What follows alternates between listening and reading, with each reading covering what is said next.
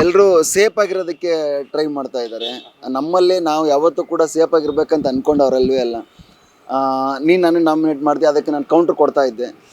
ಆ ಥರ ನಡೀತಾ ಇತ್ತು ನಮ್ಮ ಸೀಸನಲ್ಲಿ. ಈ ಸೀಸನಲ್ಲಿ ಅದೆಲ್ಲೂ ನಾನು ನೋಡಲಿಲ್ಲ ಒಬ್ಬರುಗಳು ಕೂಡ. ನಾಮಿನೇಟ್ ಮಾಡಿದಾಗ ನಮ್ಮ ಸೀಸನಲ್ಲಿ ವಾದ ವಿವಾದ ನಡೀತಾ ಇತ್ತು. ಈ ಸಲ ವಾದ ವಿವಾದನೇ ನೋಡಿಲ್ಲ. ನೀವೇನಾದ್ರು ನೋಡಿದ್ದೀರಾ ಎಲ್ಲಾದರೂ? ಇಲ್ಲ, ವಾದ ವಿವಾದ ಮಾಡ್ತಾ ಇಲ್ಲ. ಯಾಕಂದರೆ ಸೇಫ್ ಆಗಿರಬೇಕು.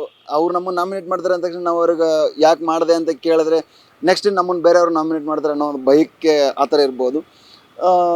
ಅವರು ಆ ಥರ ಇದ್ದರೆ ತುಂಬ ಕಷ್ಟ ಸರ್ ಫೈನಲ್ಗೆ ಹೋಗೋದು. ಹೊರಗಡೆ ಬರಬೇಕು. ನಾವೇನು ಅನ್ನೋದನ್ನು ತೋರಿಸ್ಕೊಂಡ್ರೆ ಮಾತ್ರ ಫೈನಲ್ವರೆಗೆ ಬರೋಕ್ಕಾಗೋದು. ಅದು ಗಿಲ್ಲಿ ಒಬ್ನಲ್ಲಿ ಕಾಣಿಸ್ತಾ ಇದೆ.